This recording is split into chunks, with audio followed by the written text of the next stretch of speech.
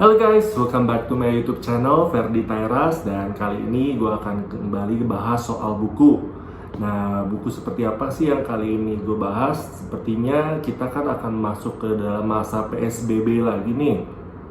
Masa PSBB ini kan kita mostly ada yang work from home, ada juga yang dirumahkan, ada juga yang mungkin mungkin di layoff dan menunggu pekerjaan baru. Karena banyak banget industri yang sudah mulai kembali ditutup. Nah, salah satunya gue pun juga merasakan impact-nya, yaitu ketika gue bekerja di tempat gue di hospitality industry, banyak banget tamu yang justru nggak bisa masuk ke Jakarta karena itu tadi PSBB total. Jadi sedikit banyak impact-nya sangat besar. Nah, daripada kalian nggak punya aktivitas yang positif atau yang produktif di rumah, kenapa nggak coba baca-baca buku yang memang bagus gitu loh, untuk memperkaya wawasan dan juga pola pikir kita gitu. Jadi seperti apa sih buku-buku yang akan gue bahas nih, kita coba ya satu persatu. Ini gue suka banget dari Oprah Winfrey, The Path Made Clear. Lihat nih, kalau buat lebih ringan tuh banyak banget ilustrasi foto-foto, ada quotes gitu. Jadi ringan, maksudnya nggak terlalu menggurui gitu, tapi ya maksudnya ya cukup inspiring. Dan kalau misalkan lu mau baca berulang kali, ini nice banget. Basically ini bukan buku yang bercerita tentang si Oprah aja, tapi dia memilih beberapa temennya dia, atau mungkin narasumber yang pernah dia tampilin di talk show-nya dia. Lalu dia kayaknya ambil beberapa wawancara kembali, dan juga dia ada juga yang ngambil dari wawancara TV ya. Jadi mungkin ada wawancara lama, ada wawancara baru, jadi combine sih, mix gitu. Nah, kalau di belakangnya sendiri tuh ada tulisan setiap orang mempunyai tujuan. Menurut Oprah Winfrey, tugas sejati kita adalah dalam hidup adalah untuk menemukan siapa diri kita yang sesungguhnya dan mengapa kita ada di bumi ini. Well, to be honest, ini nggak seberat yang dibacain barusan. Karena yang kalau gue baca sih ya ringan-ringan aja sih. Misalkan banyak banget kisah-kisah. Jadi ini kayaknya dia tiap per orang gitu loh. Dari orang ini tuh dia akan bercerita apa yang dia alamin dan kualitas hidupnya secara singkat, apa yang dia pelajarin gitu buat hidup itu. Jadi cukup ringan, cukup berbobot, dan tidak bikin ngantuk yang pasti, karena ya banyak visualnya, fotonya menarik dan bagus sih, nice gitu ya. Oke, gue cukup merekomendasikan ini. Harganya 99.000, terbitan dari Gramedia ya. Oke, kedua adalah 5 Practices of Execution Winner. Nah, sebenarnya ini gue seneng banget melihat judulnya. Langkah sukses menerjemahkan mimpi pribadi dan bisnis Anda menjadi realitas. Siapa sih yang nggak punya mimpi pribadi? Dan siapa juga yang nggak kepengen jadi pebisnis gitu. Dan gue tertarik banget karena melihat bukunya itu colorful gitu loh, banyak strategic planning gitu loh. Jadi kayak ada goals, ada step by stepnya. Akan tetapi somehow gua nggak bisa ngelarin buku ini. Kenapa? Di tengah, baru sekitar 5 halaman pertama gitu, atau 7 halaman pertama, kok berasa banget beratnya gitu loh. Jadi kayak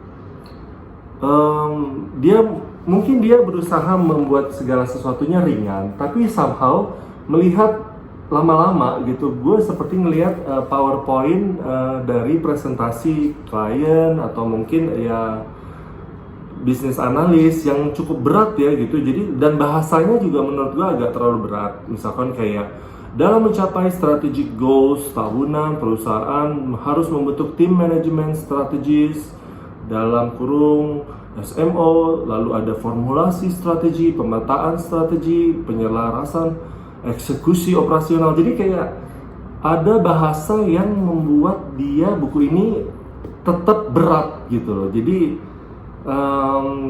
entah kenapa gue yang memang bukan pebisnis, atau mungkin ya yang gue cuma punya modal mimpi gitu, agak terasa berat gitu untuk melihat buku ini gitu. Dan dia juga punya beberapa checklist, dan checklist ini somehow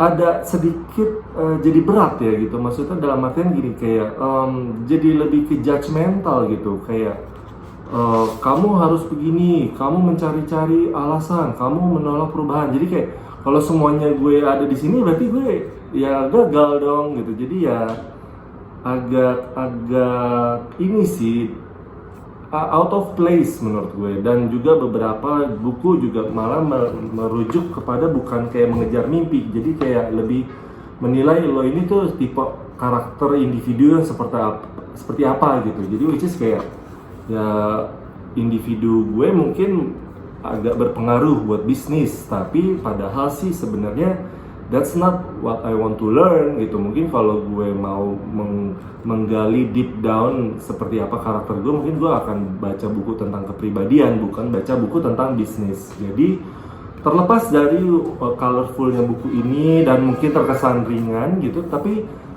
sebenarnya enggak ringan karena banyak banget istilah-istilah berat yang harus kalian pahamin dan mungkin kalian googling ulang. Jadi ibaratnya kalian udah baca buku tapi somehow kalian harus nge-google ulang sebenarnya ini terms ini beneran nggak sih gitu, apa justru salah gitu. Karena ya itu tadi, gue berangkatnya dari rasa ingin tahu, ingin coba bisnis, tapi ternyata kok ini jadi bukunya jadi berat dan gue jadi nggak pengen berbisnis gitu. Oke, buku ketiga adalah Psychology of Investing.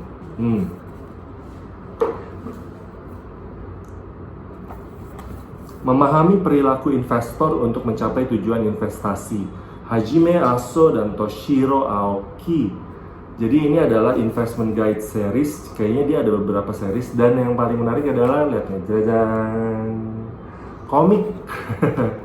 Somehow gue penyuka komik banget, tapi ya itu tadi, untuk memahami buku ini tidak seperti buku komik lainnya. Lo harus pelan-pelan satu persatu halaman lo baca pelan-pelan banget biar bisa masuk gitu. Karena ketika lo berusaha mempercepat ritme ngebaca lo atau memahaminya, yang ada lo nggak akan ngerti. Ini terbukti dari gue yang baru halaman ke-10, which is buku ini gue udah beli lama banget.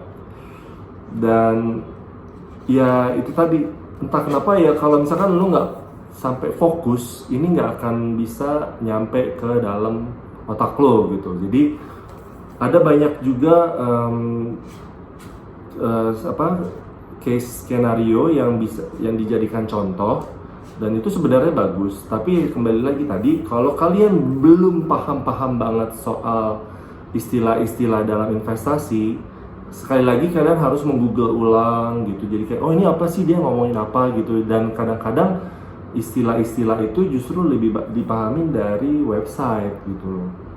Harganya 80.000. Jadi kalau menurut gue sih ya, mungkin kalau gue tipe orang art, gue suka komik, tapi karena gue pengen berinvestasi, gue coba mengambil buku ini karena gue dulu pernah beli buku Marie Kondo, dan konsepnya komik juga dan mudah dipahami. Kalau ini entah kenapa di halaman 10 gue berhenti dan gue nggak baca lagi. Jadi mungkin kalau kalian mau beli, kalian minta izin aja dulu ke toko bukunya, kalian lihat masuk nggak 3-5 halaman pertama, kalian paham nggak? Kalau nggak, mungkin this book is not for you yet.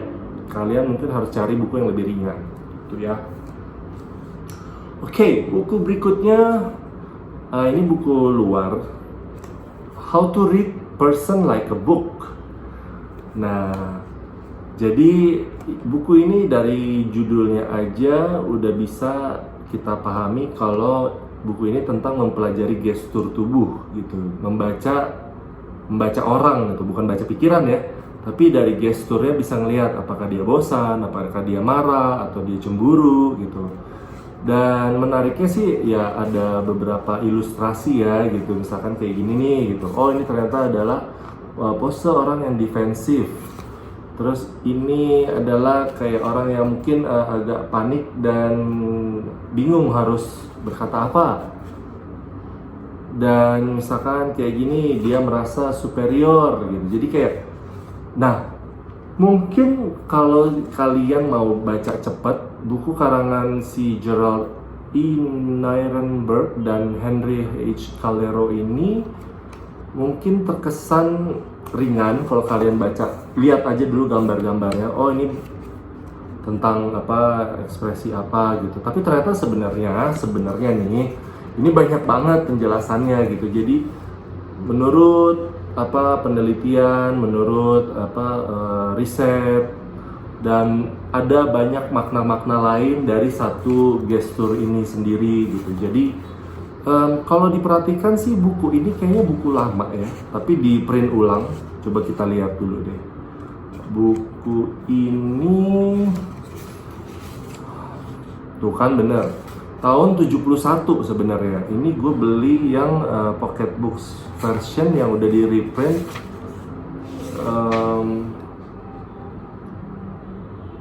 kurang lebih ya di tahun 2018an lah gitu. Kenapa gue bisa nebak ini buku lama? Karena dari pemilihan fontnya ini udah kelihatan buku jadul gitu loh, buku vintage gitu.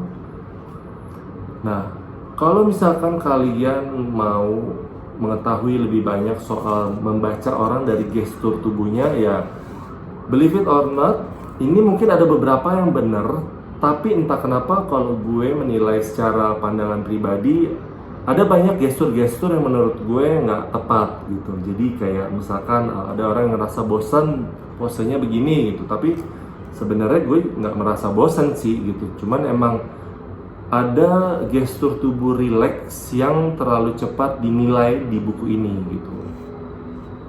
Dan secara psikologi sekarang kan manusia karakternya, individunya makin beragam ya gitu. Mungkin juga dia lebih ke introvert atau lebih ke extrovert, atau mungkin ada sebuah didikan orang tua atau keluarga yang menuntut dia untuk lebih strict menjaga sikap. Jadi kadang-kadang buku ini nggak terlalu relevan gitu. Jadi tapi kalau buat kalian yang penasaran, surface-nya aja bisa dilihat. Jadi ya karena buku ini kan mengajari bagaimana cara mendeteksi dan mengirim pesan yang benar atau keliru. Jadi bagaimana cara memenangkan argumen atau negosiasi, dan bagaimana cara mengetahui kalau orang berbohong. Ini sebenarnya niatnya baik, tapi ya kalau misalkan kalian merasa ini kayaknya kurang valid, ya it's okay juga, namanya juga buku tahun 70-an ya. Jadi ya nggak ada salahnya untuk ngeliat dulu kontennya seperti apa. Recommended, tapi ya kalau gue so far, to be honest, gue sampai saat ini gue baru membaca sama sekitar 5 halaman pertama, tapi selebihnya gue cuma ngeliat gambar-gambarnya aja. Kenapa? Karena menurut gue visual lebih banyak bercerita daripada teksnya gitu. Oke, buku berikutnya adalah Dale Carnegie, How to Win Friends and Influence People in the Digital Age. Well, I don't know, tapi buku ini gue udah punya lama banget sebenarnya, which is good. Ini tidak serta-merta ngomongin tentang digital ya, kayak website atau media sosial, enggak.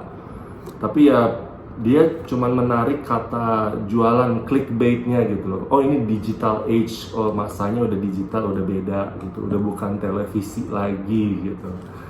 Jadi lebih kayak ponsel gitu yang serba internet gitu. Dan kalau dilihat ini bukunya dicetak pertama kali tahun 2011. Dan ini dicetak terus berulang-ulang sampai sekarang. Dan nggak ada perubahan yang baru. Selalu bukunya ini terus gitu. Jadi sebenarnya nggak kembali lagi serta-merta tentang digital. Ini tentang pengembangan diri sih, kayak gini nih. awali dengan sikap ramah gitu, kayak basically membuat lo jadi orang yang lebih baik aja, how you represent yourself gitu ke orang lain gitu, dan bagaimana menjadi individu yang lebih baik lagi dengan cara misalkan kayak gini, secara empatik gitu. Jadi kayak kita harus, untuk menjadi orang yang lebih baik, kita juga harus punya empati gitu, karena nggak melulu orang sukses itu kadang-kadang kalau di sini banyak yang diceritakan, banyak yang nggak punya attitude atau manner gitu, nggak punya empati gitu. Jadinya ya those successful people cannot win friends. That's why judulnya, temanya How to Win Friends, cara memenangkan teman gitu. Karena ya as you know, banyak banget orang sukses yang nggak punya teman. Nah ini caranya bagaimana punya teman dan bagaimana mempengaruhi orang lain gitu. Menarik, tapi buku ini memang terkesan agak berat, walaupun judul-judulnya ringan gitu, kayak akui kekurangan Anda gitu. Mungkin kalian bisa baca satu persatu, gampang judul-judulnya aja, tapi kalau deep down, akui kekurangan Anda tuh seperti apa sih gitu. Jadi kayak kita jadi lebih banyak baca lagi, oh ternyata banyak contoh kasus, dia begini, dia begitu. Jadi ya not bad buat memperkaya sudut pandang kita untuk memahami orang lain gitu. Karena kalau kita mau mempengaruhi orang lain, gimana kita caranya, yaitu adalah untuk mengetahui apa yang orang lain mau dulu gitu sebenarnya gitu. Oke, buku berikutnya ini menarik juga nih. Gue jadi ingat, gue dulu pernah menggeluti dunia acting. Kunci Sukses Menjadi Aktor, karya Elizabeth Lutters.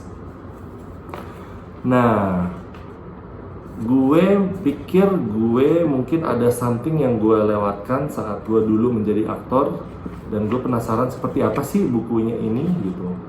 Tapi kalau misalkan kalau gue lihat gitu, gue baca satu persatu pointer-pointernya, dia memulai dengan banyak istilah-istilah dalam dunia acting dulu, which is good gitu, karena mungkin ya kalau kita nggak tahu istilah-istilahnya, mungkin kita akan dianggap tolol gitu ya di tempat kerja kita, di lokasi syuting gitu.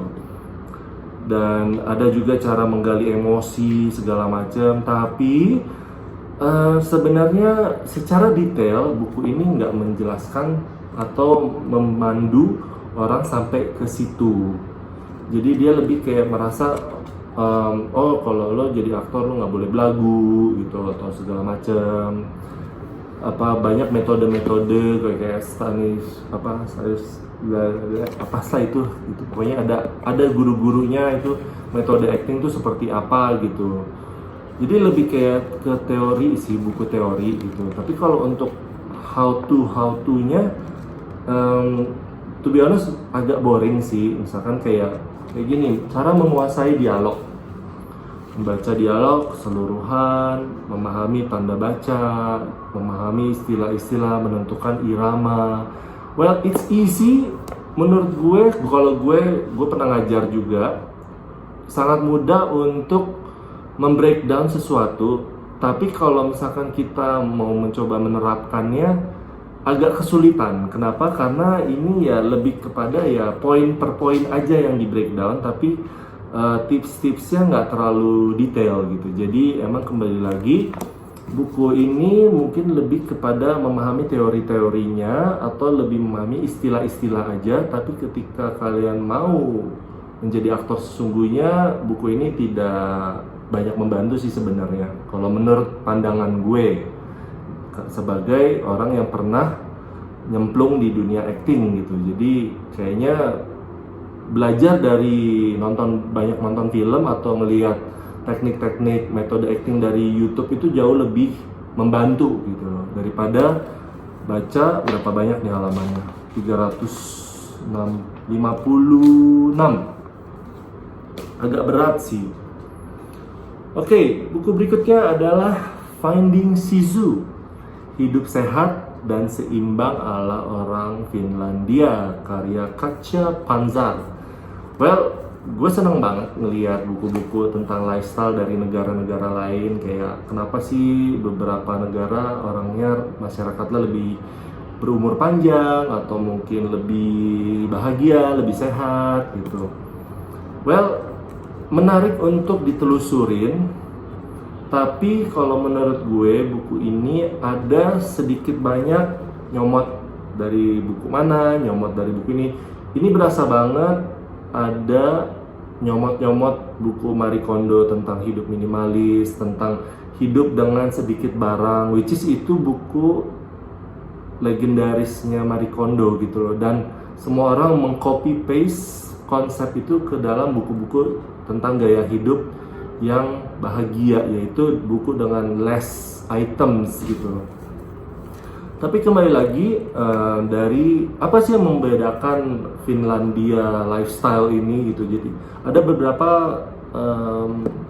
cara yang menurut gue nggak masuk di Jakarta atau di Indonesia, karena Indonesia kan negara tropis, sedangkan di sini mungkin ada konteksnya nyemplung di sungai beku, lalu sauna, kemudian ke sauna tertentu yang punya khasiat apa gitu, which is itu sangat sulit ditemukan dan ujung-ujungnya pasti kita akan mendapatkan treatment di beauty and wellness center yang cukup mahal gitu loh. Tapi selebihnya sih memang sangat general gitu, kayak bagaimana cara mengajar anak untuk lebih banyak spend time di luar rumah gitu. Nah itu kembali lagi ya, kalau di luar negeri mungkin fine, udaranya bagus. Kalau di sini mungkin ya takut ya gitu, ada kriminalitas, ada mungkin apalagi sekarang lagi corona gitu. Kayaknya justru memang agak sedikit beda, karena ya di Indonesia ini kan antara satu rumah dengan rumah lainnya sangat padat. Kalau di luar negeri kan mungkin antara satu rumah mungkin jaraknya bisa satu stasiun MRT gitu, jadi kayaknya agak kurang pas gitu. Tapi buat masukan atau pengen mengetahui atau kepo aja, mengobati rasa penasaran, it's fine. Buku ini cukup menarik.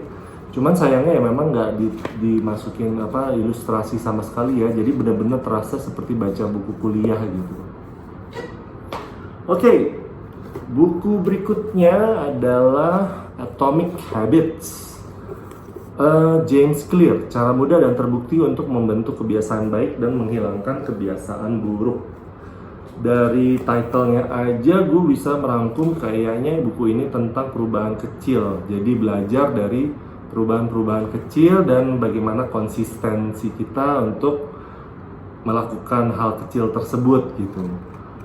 Well, to be honest, sejak pertama gue dapet buku ini, gue baru masuk ke halaman 4 dan gue nggak bisa lanjut lagi. Kenapa? Karena cerita-cerita yang sampel-sampel kisah kehidupan yang dia angkat tuh terlalu berat. Jadi kesannya kayak baca buku novel beneran gitu loh. Dan secara mengalirnya itu pun kurang menarik gitu kalau menurut gue gitu. Karena ada awalnya dia bilang ringan-ringan, tapi ternyata tiba-tiba langkah untuk mengubah identitas itu. Jadi kayak ada judul-judul yang membuat gue, loh kok tadi bilangnya begitu, sekarang kok bilangnya begini. Jadi kayak ada kontras gitu, nggak konsisten. Dan ya gue nggak tahu sih, mungkin karena memang ini konteksnya ya memang begitu ya konsepnya. Jadi ya, dan I don't know sih, kayak banyak hal-hal yang mengira-mengira gitu. Misalkan kayak gini, Anda mengira berhenti dari sesuatu padahal Anda tidak sedang berhenti dari sesuatu. Jadi maksudnya apa sih gitu. Puyeng ya, agak puyeng. Jadi that's why, apalagi ini buku ini lumayan berat, sekitar 340 halaman. Jadi ya nanti aja kali ya. Last but not least adalah The 100 Startup. Ini gue waktu itu mampir di Periplus dan sama lagi dalam masa gue pengen memulai bisnis ceritanya. Reinvent the way you make a living, do what you love, and create a new future. Chris Gillibaud. Oke. Awalnya kayaknya menarik gitu ya. Kayaknya dengan $100 bisa membuat startup. Saat itu gue pengen punya media online, gue pengen punya clothing line. Kayaknya dengan budget itu cukup. But setelah gue baca satu bab, ternyata nggak semudah dari judulnya. Oke, kalian punya $100, tapi di balik itu effortnya pun juga ibaratnya kalian mungkin hanya punya waktu istirahat yang harus dikorbankan gitu. Kenapa? Karena dia menekankan ya, yang namanya juga startup, lo akan berdarah-darah untuk memulai sesuatu, which is benar. Tapi ya itu tadi, sometimes gue langsung kepikiran, well, apakah worth it untuk mengorbankan fisik sampai segitunya gitu loh. Dan memulainya itu benar-benar harsh gitu, kayak door to door, kayak approach people-nya tuh sampai benar-benar ya, jadi kayak apa ya, kayak sedikit banyak MLM juga, sedikit banyak door to door, sedikit banyak kayak I don't know. I thought this book is going to be a startup yang modern gitu, but it seems that all business in the end always goes back to the conventional way to approach your customers personally gitu. Dan in the end sih ya kembali lagi kayak gini nih, hustling, the gentle art of self promotion. So in the end ya kalian harus self promoting yourself gitu loh. Advertising is like sex, only losers pay for it. Well ya, sebenarnya kalau I also work in advertising. Advertising ya it helps a lot sebenarnya, karena itu mempercepat waktu. Misalnya kalian waktu ngerjain promosi semua sendirian dalam waktu setahun, mungkin with advertising you can reach the same amount of people in one day gitu. Jadi ya for me I never finish this book. Gue cuma lihat dari heading-headingnya aja sih, kayak modelnya seperti apa.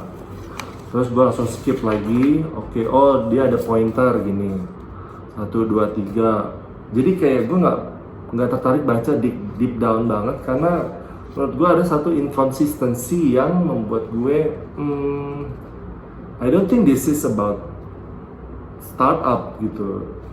I think this is about going back to the past and then learn how they do it gitu. Jadi kayaknya to be honest I'm not really recommending this book gitu. Jadi ya okay, I think that's enough for today. It's been a while ya since I make my last content, karena to be honest there's a lot of things going on in my life. Gue akan bahas tentang what's going on next on my video. Jadi jangan kemana-mana, stay tune. Jangan lupa subscribe, klik tombol like, comment, ataupun dibunyikan loncengnya. Jadi kalau gue post konten baru, kalian udah bisa dapat notifikasinya. Oke?